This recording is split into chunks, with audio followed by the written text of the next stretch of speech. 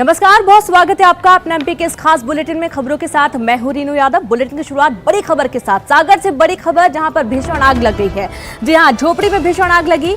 मासूम भाई बहन की मौत हो गई है। फसल कटाई के लिए परिवार आया हुआ था और इसी दौरान ये बड़ी घटना हो गई है। खुरई देहात थाना के सिलौधा गाँव की पूरी घटना। आग लगने के कारणों का पता नहीं चल पाया है। मौके पर पुलिस की टीम पहुंची और जांच में जुटी हुई है। तो बड़ी खबर आपको दे रहे हैं सागर से, जहां पर भीषण आग लगी। झोपड़ी में आग लगने से भाई बहन की मौत हो गई है। फसल कटाई के लिए पूरा परिवार आया हुआ था और इसी दौरान हादसे का शिकार हो गया। खुरई देहात थाना के सिलौधा गांव का यह पूरा मामला है। आग लगने के कारणों का पता नहीं चल पाया है, तो मौके पर पुलिस पहुंची और जांच में जुट गई है।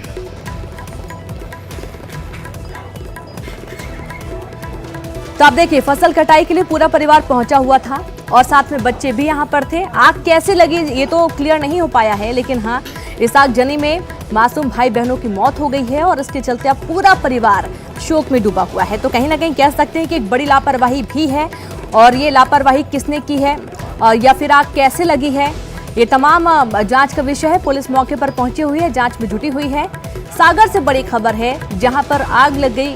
खेत में आग लगने से फसल काटने पहुंचा पूरा परिवार और इस दौरान जो मासूम बच्चे थे भाई बहन, उनकी आग में जलने से मौत हो गई है। दुखद घटनाक्रम सामने आया है और आग लगने के कारणों का पता नहीं चल पाया है। मौके पर पुलिस की टीम मौजूद है। तो खुरई देहात थाना के सिलौधा गांव का पूरा मामला, पूरा परिवार फसल कटाई के लिए पहुंचा हुआ था और इस दौरान खेत में आग लग गई और इस आगजनी में झुलसने से भाई बहन की मौत हो गई है।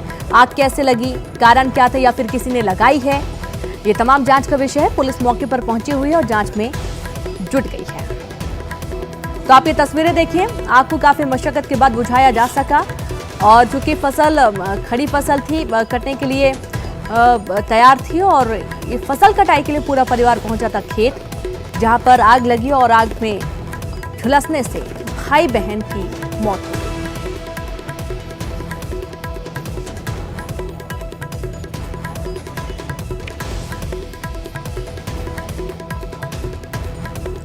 तो ये आप तस्वीरें देखिए, सागर से इस वक्त की बड़ी खबर है, जहां पर फसल कटाई के लिए पहुंचा परिवार और हादसे का शिकार हो गया। आगजनी में मासूम बच्चों की मौत हो गई है। कारण अज्ञात है आग लगने के, हालांकि जांच का विषय है। तमाम तरह के कयास लगाए जा रहे हैं कि शायद ये आग धोखे से लगी है या लगाई गई है, ये जांच का विषय है। पुलिस मौके पर पहुंची हुई है। पूरे गाँव में मातम पसरा हुआ है। अंदाजा नहीं था कितनी बड़ी घटना हो जाएगी।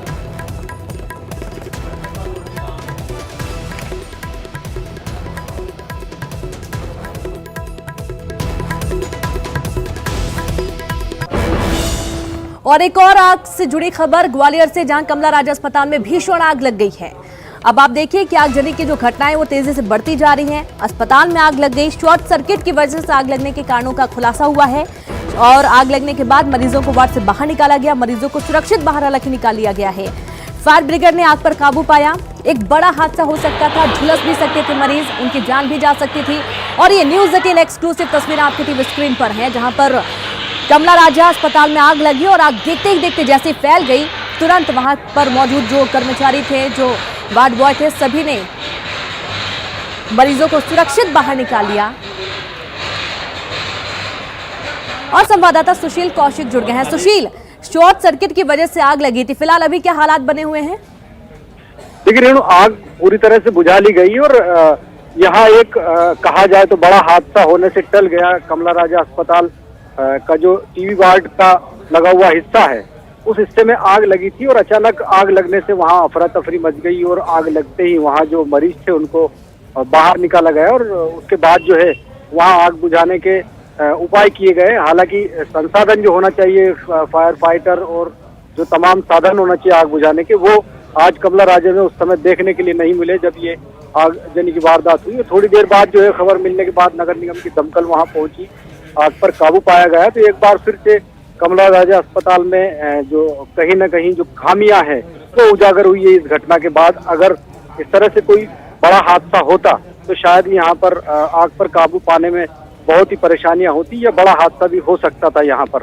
तो कहीं ना कहीं इस आग के बाद ये जरूर सवाल खड़े हो रहे हैं कि सरकारी अस्पताल, जो अंचल का सबसे बड़ा महिला और बच्चों के लिए अस्पताल है, सरकारी अस्पताल, उसमें इस तरह के बद इंतजाम है तो फिर जी। समझा जा सकता है कि क्या हालत है। बिल्कुल। सुशील, जो हम तस्वीरों में देख पा रहे हैं, भीषण आग है, छोटी मोटी आग नहीं है। शॉर्ट सर्किट की वजह से आग लगती है, चलिए ठीक है, वो आग लगी, धोखे से आग लग गई है, लेकिन इसको बुझाने के तमाम इंतजाम तो होने चाहिए थे।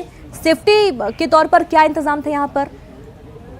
बिल्कुल, देखिए रेणु, पहले भी हमने जय आरोग्य अस्पताल के कमला राजे अस्पताल में भी कई बार पहले भी दिखाया कि यहाँ आग बुझाने के जो संसाधन होना चाहिए वो संसाधन उस तादाद में नहीं है, और फायर फाइटर भी यहाँ पर उपलब्ध नहीं है। जो कुछ लगे हुए हैं वो भी एक्सपायरी डेट के हैं। तो कहीं ना कहीं ये खामियां जरूर जो है सामने आई है, और हालांकि ये गनीमत है कि शॉर्ट सर्किट से आग लगी है और कोई बड़ा हादसा नहीं हो पाया जब तक आग पर काबू पाया गया तब तक। लेकिन अगर इसी तरह से लापरवाही का आलम रहेगा तो आने वाले समय में कोई बड़ा हादसा भी हो सकता है। पहले भी ऑपरेशन थिएटर में इस तरह शॉर्ट सर्किट से आग लग चुकी है, जो जय आरोग्य अस्पताल की बिल्डिंग है उसमें। तो कहीं ना कहीं साल भर में 3 से 4 घटना इस तरह की हुई, तो ये सवाल जरूर खड़े होते हैं कि यहाँ पर बिल्कुल कई सारे सवाल खड़े होते हैं कि इतना बड़ा अस्पताल है, बड़ी संख्या में मरीज हर दिन पहुंचते हैं, वार्ड पूरी तरीके से मरीजों से भरा हुआ है, तो यहाँ पर बद इंतजामी कैसे हो गई, और यदि है तो इस पर अब क्या कार्रवाई होती है? शुक्रिया सुशील आपका जानकारी के लिए। और इसी बीच एक और अहम खबर का रुख करेंगे। शिवपुरी से बड़ी खबर है, जहां पर बाल बाल बच्चे की जान बची है। खेलते समय कुएं में 7 साल का मासूम गिर गया था, लेकिन समय रहते उसे बचा लिया गया है। उसकी जान भी जा सकती थी। बड़ी खबर है शिवपुरी से, बाल बाल बच्चे की जान। 7 साल का मासूम जो कि खेल रहा था और खेलते खेलते कुएं में जा गिरा। नाबालिग ने जान की बाजी लगाकर बच्चे की जान बचाई। 60 फीट गहरे कुएं में 30 फीट पानी था। समय रहते कुएं के पास 15 साल का शिशुपाल पहुंचा और बच्चे को सुरक्षित बाहर निकाल लिया। तो ग्वालियर से अपने मामा के घर बच्चा आया हुआ था और यहाँ पर वो खेल रहा था और खेलते खेलते कुएं में जा गिरा। 7 साल का मासूम, और ये आप तस्वीरें देखिए जिस वक्त 15 साल के शिशुपाल ने रेस्क्यू किया के लिए और मासूम बच्चे को अपने साथ बाहर लेकर आया। तो जैसे बच्चा पानी में गिरा, कुएं में गिरा, 30 फीट तकरीबन पानी भरा हुआ था कुएं में और 60 फीट गहरा ये कुआं बताया जा रहा है। 15 साल का मासूम कुएं में उतरता है और बच्चे को अपने साथ ऊपर लेकर आता है। हालांकि इस कुएं में इंतजाम तो है, जाली लगी हुई है, लेकिन फिर भी बच्चा कैसे गिर गया, एक लापरवाही भी कह सकते हैं या फिर उस मासूम बच्चे की उद्दंडता भी कह सकते हैं कि वो खेलते खेलते कुएं में जा गिरा और इतना बड़ा घटनाक्रम हो गया। उसकी जान भी जा सकती थी, लेकिन समय रहते उसको बचा लिया गया।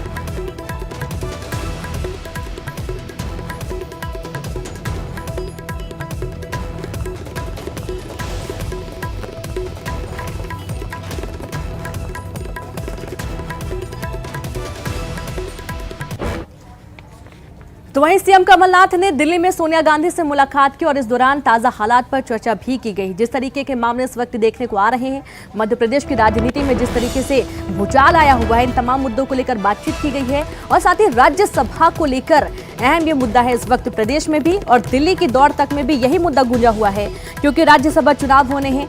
प्रदेश के ताजा हालात और राजनीतिक हालात पर चर्चा होनी है और इसके चलते सीएम कमलनाथ पहुंचे दिल्ली, जहां पर उन्होंने सोनिया गांधी से मुलाकात की है और आगे की क्या रणनीति होनी चाहिए।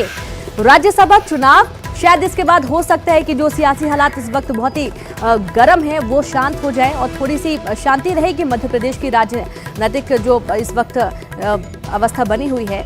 लेकिन ये कह सकते हैं कि राज्यसभा चुनाव के पहले तक कुछ भी हो सकता है।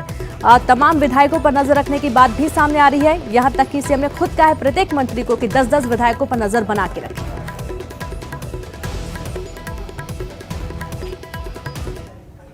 कमलनाथ जी, क्या कुछ रहा मीटिंग के अंदर? जी कांग्रेस अध्यक्ष से वर्तमान राजनीतिक परिस्थितियों के बारे में चर्चा करें जी, और उसके बाद जो उनका मार्गदर्शन है उसका मैं पालन करूंगा। सर, राज्यसभा चुनाव को लेकर नामों पर चर्चा हुई, किस को भेजा जाएगा? ये कई प्रकार की चर्चाएं हुई। जब मिलते हैं कांग्रेस अध्यक्ष से तो स्वाभाविक है कि कई प्रकार की चर्चाएं होती हैं। कमलनाथ जी, एमएलए को लेकर क्या चर्चा हुई? क्योंकि अभी पिछले दिनों हमने देखा कि मध्य प्रदेश के एमएलए कभी हरियाणा में, कभी बैंगलोर में, तो उसको लेकर और सब वापस आके कहते हैं हम तीर्थ यात्रा में गए। ये भी तो हुआ ना जी। लेकिन कहीं ना कहीं कोई इंटरनल फाइट थी कमलनाथ जी। और सिंधिया जी को लेके क्या रहा कमलनाथ जी? कुछ नहीं रहा। सिंधिया जी को लेके क्या मैडम ने बोला था कि आपस में सॉर्ट आउट करिए? तो देखा आपने, मध्य प्रदेश से लेकर हरियाणा और हरियाणा से लेकर बैंगलोर तक की सवाल दागे गए और इस दौरान सीएम कमलनाथ ने बहुत ही शांतिपूर्ण तरीके से जवाब दिए और वहां से निकल गए। पार्टी अध्यक्ष से मिला तो हर बातचीत हुई है। मौजूदा जो हालात बने हुए इस वक्त, सीएम कमलनाथ ने सोनिया गांधी से मुलाकात की और इस मुलाकात के दौरान तमाम मुद्दों को लेकर बातचीत तो हुई ही और आगे की रणनीति भी बनाए जाने की संभावनाएं हैं, क्योंकि इस वक्त राज्यसभा चुनाव है और इसके चलते सियासत बिल्कुल उलट समझ में आ रही है। तो सोनिया गांधी से मुलाकात के बाद सीएम कमलनाथ मीडिया से मुखातिब हुए। अधिक जानकारी के साथ संवाददाता अशरफ जुड़ गए हैं। अशरफ, मुलाकात बहुत अहम मानी जाएगी क्योंकि इस वक्त जिस तरीके से राजनीतिक हालात बने हुए प्रदेश में, उसके बाद आगे की रूपरेखा भी तय होनी चाहिए। अशरफ। हाँ बिल्कुल रेनू, ये जो मुलाकात हुई है बहुत संक्षिप्त मुलाकात थी। 15 मिनट में मुख्यमंत्री सोनिया गांधी के आवास पहुंचे और फिर वापस आ गए। लेकिन एक चीज बहुत साफ है, जो कुछ हुआ उनकी बॉडी लैंग्वेज से लग रहा था कि जो अंदर बातचीत हुई है और या जो सोनिया गांधी ने संकेत दिए हैं वो उनके पक्ष में है। तो बॉडी लैंग्वेज इसी तरह की मुख्यमंत्री की थी कि वो पूरी तरह से संतुष्ट हैं और जो बातें वो चाह रहे थे या सोनिया गांधी के बारे को जो उन्होंने अपना पक्ष रखा राजनीतिक हालात के बारे में, तो जो भी फैसले हुए वो उनके पक्ष में हुए। इन्होंने पत्ते नहीं खोले क्या बात हुई क्या चर्चा, लेकिन हाँ सिर्फ इतना संकेत जरूर दिया कि राजनीतिक रूप से हर मुद्दे पे बात हुई है। मेरी पार्टी अध्यक्ष हैं, उनसे मैंने मार्गदर्शन लिया। राज्यसभा चुनाव के लेके बारे में बात की तो उस पर भी उन्होंने कहा कि जाहिर सी बात है मैं उनसे मिला हूं तो हर मुद्दे पर बात हुई है, लेकिन उन्होंने पत्ते नहीं खोले कि किसके पक्ष में उन्होंने सिफारिश की है, किसको वो चाहते हैं कि राज्यसभा से चुनाव लड़े, उनका चुनाव पहुंचे या मध्य प्रदेश से चेहरा हो, ये उन्होंने साफ नहीं किया। लेकिन इतना जरूर है कि जो कुछ भी अंदर बातचीत हुई है सोनिया गांधी और कमलनाथ के बीच में, वो बहुत अच्छे वातावरण में हुई और उसका पक्ष काफी हद तक कमलनाथ मुख्यमंत्री का मजबूत रहा है।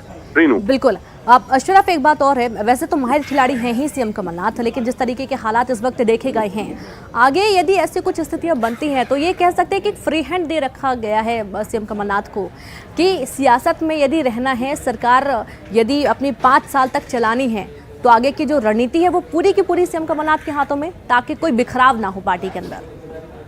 जी देखिए रेनू, ऐसा ही है क्योंकि जो कुछ भी है वो यहाँ पर कमलनाथ ही है मध्य प्रदेश में, जिस तरह से क्योंकि संगठन की बागडोर भी उनके पास है, सरकार वो खुद मुख्यमंत्री हैं, वो चला रहे हैं, जो भी फैसले लिए जा रहे हैं वो ही कर रहे हैं, उन्हीं को दे रहा है। यहाँ तो सिर्फ एक देखिए पार्टी अध्यक्ष हैं तो एक नाते उनसे मिलना जा रहा है, लेकिन जो गतिविधियां हैं, जो राजनीतिक हलचल है, उससे कैसे निपटना है, क्या करना है, बिल्कुल इस वक्त ये एक बहुत बड़ी चुनौती है सरकार के सामने भी कि राजनीतिक जो हलचल है, जो भूचाल है, उससे कैसे निपटना है, उसको कैसे पार पाना है। शुक्रिया अशरफ तमाम जानकारी के लिए।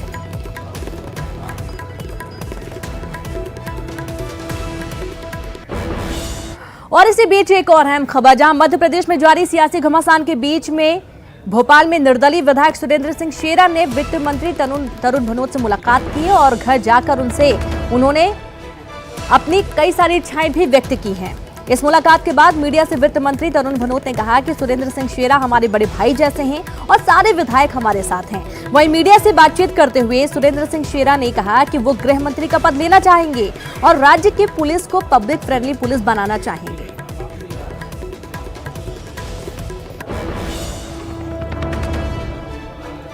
निर्दलीय विधायक शेरा हैं जो कि इस फिल्म में शुरू से लेकर आखिरी तक हैं और कांग्रेस का साथ नहीं छोड़ना चाहते। इस तरीके के वादे भी उन्होंने सीएम कमलनाथ से किए। सर, सीएम से मिले, तरुण भनोट से मिले, तमाम मंत्रियों से आप मिले, क्या नाराजगी थी जो आप बार बार? मैं क्षेत्र के काम के लिए बात करता हूँ हर दिन। मेरे क्षेत्र में पीने के पानी की तकलीफ है, इरिगेशन की तकलीफ है, बेरोजगारी की तकलीफ है। जब भी मैंने बात, पावरलूम बुनकरों की तकलीफ है, पावरलूम बुनकरों को 2 रुपए की बिजली की सब्सिडी मिलना चाहिए, वो नहीं अभी तक हो पाई। पावरलूम पार्क बनाना है मुझे, क्योंकि वहाँ पर बहुत कंजेस्टेड है बुरहानपुर शहर, उसको दूध ले आकर पावरलूम पार्क में कन्वर्ट करना है, वो नहीं हो पाई। हमारी स्पिनिंग मिल जो है ठाकुर नवल सिंह सहकारी स्पिनिंग मिल लगाना है कोऑपरेटिव बेसिस पे, जिसमें कि 1000 बच्चों को नौकरी मिलेगी, वो नहीं करवा पाया, शुरू नहीं कर पाया। वित्त मंत्री ने इस ओर इशारा किया है कि काफ़ी महत्वपूर्ण जिम्मेदारी महत्वपूर्ण राजनेताओं को दी जाती है, तो आप में वो क्षमता भी है। ऐसे में क्या चाहते हैं, क्या मिलना चाहिए आपको, क्योंकि सरकार की तरफ से ये इशारा भी किया जा रहा है? नहीं, अगर मेरी चॉइस लेंगे तो मैं होम मिनिस्ट्री की दूंगा। क्यों सर? क्योंकि मैं पीपल्स फ्रेंडली पुलिस बनाना चाहता हूँ। पुलिस के बारे में जो आम जनता को जो विचार है, जो आम जनता पुलिस से डरती है, उनको दोस्ती वाली पुलिस बना कर देना चाहता हूँ। जो मौजूदा गृह मंत्री बाला बच्चन क्या वो सही नहीं कर रहे हैं? नहीं हो पा रहा है उनसे। बाला भाई मेरे बहुत अच्छे भाई है, मेरे दोस्त है, कहीं ना कहीं वो क्षमता की कमियों के कारण वो उसको जोड़ नहीं पा रहा है। मतलब अगला गृह मंत्री शेरा, भगवान चाहेगा, माता रानी की जय हो। बिल्कुल गृह मंत्री बनना चाहते हैं और जो बाला बच्चन है उनकी काबिलियत पर शेरा ने सवाल खड़े किए हैं। कैमरामैन अफजल के साथ मनोज राठौर, न्यूज़ 18 भोपाल। न्यूज़ 18 पर वित्त मंत्री तरुण भनोट मौजूद हैं। सर, बजट आने वाला है, कैसा रहेगा सरकार का? बहुत अच्छा रहेगा। जैसे आप लंबे चौड़े हेल्दी मजबूत हैं, ऐसे ही मध्य प्रदेश का बजट भी रहेगा। आम जनता को किसी प्रकार की कोई कठिनाई हम नहीं देंगे। कोई नया कर या कोई नया बोझ? कोई नया कर नहीं, कोई नया टैक्स नहीं, राहत।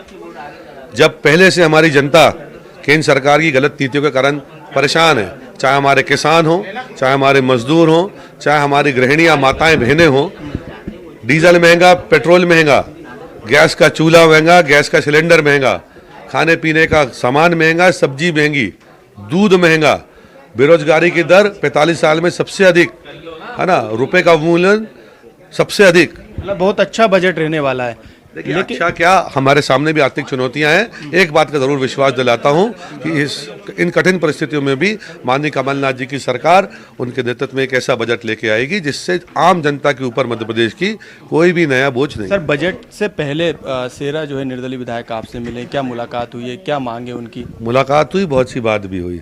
शेरा भैया बड़े प्यारे व्यक्तित्व के मालिक हैं, ईश्वर ने उनके ऊपर बड़ी कृपा की है। तो बैठे थे, चाय पी, नाश्ता किया और उनकी जो कुछ बातें थी वो सुनी और जो कर सकते हैं उसके ऊपर निर्णय भी लें। क्या मानते हैं उनकी जो मांग है मंत्री बनने की, क्या जायज़ मांग है? देखिए जो मेरे अधिकार क्षेत्र की बात नहीं है होना, वो मैं उस पर नहीं कह सकता हूँ। ये उनके मन की बात है और उन्होंने अपने मन की बात ये जहाँ तक पहुँचानी थी पहुँचा दी। जिनके पास अधिकार है इस बात का निर्णय लेने का। सर, बीजेपी कह रही है माफी मांगे, कांग्रेस सरकार मांगे कि जो बंधक बनाने का आरोप लगा रहे थे, किसी विधायक ने बोला नहीं कि उनको बंधक बनाया, फिरौती मांगी, ऑफर दिया। ये आरोप किसने लगाया? ये दिग्विजय सिंह की तरफ से आरोप लगाए। देखिए ये सारी बातें शुरू हुई जो आपने अपने चैनलों के माध्यम से। और इसी बीच एक अहम खबर का रुख करेंगे, जहां पर निर्दलीय विधायक सुरेंद्र सिंह शेरा के बयान के बाद मंत्री गोविंद सिंह ने भी निशाना साधा। पूरी खबर बताएंगे एक छोटे से ब्रेक के बाद।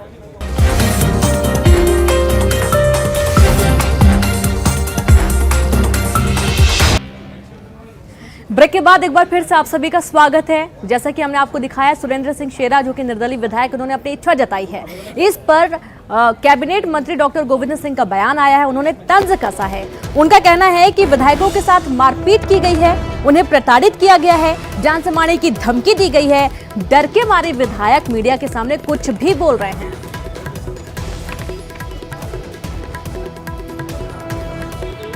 पूरी तरह से दबाव है, इनको पकड़ा गया, उनको प्रताड़ित किया गया, उनको मारपीट की गई और बेइज्जत किया गया और इतना भय, यहाँ तक जान से मारने तक की धमकियाँ दी गई। वो सब भयभीत हैं, उन्होंने पहले मेरे से बताया है, लेकिन अब मीडिया में भय के कारण उन्होंने इस तरह की बातें की हैं। कई लोगों की से अभद्र व्यवहार किया है, ये भी हमें जानकारी है और कुछ साथियों ने, हमारे जो मित्र गए थे, उन्होंने बताया भी है। होली के बाद कुछ खबर देंगे। शेरा तो प्रधानमंत्री बनने का इच्छुक है, समय से पहले भाग्य से ज़्यादा कभी किसी को मिला नहीं है। शेरा अभी पहली बार से हैं, बने हुए हैं, उनको धैर्य रखना चाहिए। हमारी उनको सलाह है कि जो अगर समय होगा, किस्मत में होगा तो सब मिल जाएगा। आप उछल कूद मत करें। मैंने पहले भी कह चुका हूँ, समझा चुका हूँ कि शेरा भाई तुम्हारा बड़ा अच्छा परिवार था, आपके परिवार की प्रतिष्ठा थी, परिवार की प्रतिष्ठा को बनाए रखते हुए आप कार्य करें और समाज में अपनी प्रतिष्ठा बनाएं। मैं भी करीब 30 साल से विधायक हूँ, मैंने कभी आज तक अपने मुँह से कभी नहीं कहा मुझे क्या बनना है। जो जिस दल में हमें बनाया, मान सम्मान दिया है। तो इंदौर से बड़ी खबर, जहां शेरा के गृह मंत्रालय की चाहत पर गृह मंत्री बाला बच्चन का बयान भी सामने आया है। उन्होंने कहा है कि शेरा उनके अच्छे मित्र हैं, बहुत अच्छे मित्र हैं और साथ ही अग्रिम बधाई और शुभकामनाएं भी देते हैं। जरूरत पड़ेगी तो मैं खुद रिकमेंड करूंगा। शेरा भाई का राजनीति करने का अलग तरीका है, मंत्रालय देने का काम मुख्यमंत्री और हाईकमान का है। वो मंत्री बने, ऊंचे ओहदे पर पहुंचे, हमेशा हमारे मित्र रहेंगे। भले कल ही हुई मेरी बात। कोई नाराज आपसे? नहीं, कोई कल ही बात हुई और उनके सारे काम बयान क्यों दे रहे हैं आप? नहीं, वो उनका तरीका है राजनीति करने। बाकी कल ही बात हुई और मैं आपको बताना चाहता हूँ हम उनके सब काम भी कर रहे हैं पूरे। गृह मंत्रालय लेने की बात कर रहे हैं। हाँ, वो देने का काम मुख्यमंत्री जी का और हाईकमान का और हमारे राष्ट्रीय नेताओं का है। शेरा भाई मेरे बहुत अच्छे मित्र हैं, रहेंगे और बने रहेंगे और साथ साथ में हम लोग काम करते रहेंगे। और भले ही अभी वो जो है उसके बाद मंत्री बन जाए या और कोई जो भी चीज़ हो जाए, कोई भी पोर्टफोलियो हो जाए या और उससे बड़े ओहदे पे भी पहुंच जाए, तब भी वो और हम एक मित्र के नाते और एक पुराने साथियों के नाते और पारिवारिक एक दूसरों से हमारे जो संबंध है उस नाते भी हम लोग काम करते कराते हैं। में उनको शामिल कर लिया जाएगा? ये तो मुख्यमंत्री जी का और पार्टी का अधिकार क्षेत्र की बात है। मैंने जो बोली है उनको डिसाइड करना है और अगर शेरा भाई को सब होता है तो हमारी उनको हम एडवांस में बधाई। तो वहीं निर्दलीय विधायक सुरेंद्र सिंह शेरा के गृह मंत्री बनने की चाहत पर जनसंपर्क मंत्री पीसी शर्मा का बयान भी सामने आया है। उन्होंने कहा कि ये सीएम का विशेष अधिकार है, वो किसको क्या पद देना चाहते हैं। सुरेंद्र सिंह शेरा ना तो रूठे थे, न मनाने की जरूरत है, सरकार में सब कुछ ऑल इज वेल है।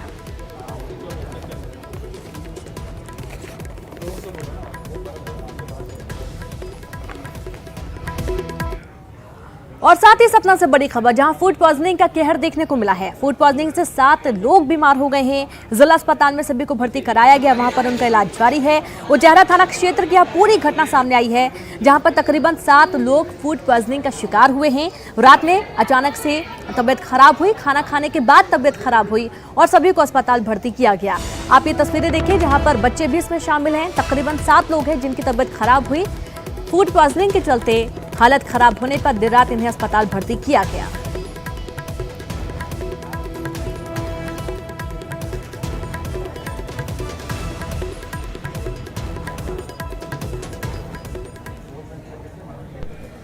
और इसी के साथ अपना एमबी की खबरों में फिलहाल इतना। एक छोटे से ब्रेक के बाद भी खबरों का सफर लगातार जारी है। बने रहिए न्यूज़ 18 मध्य प्रदेश छत्तीसगढ़ के साथ। नमस्कार।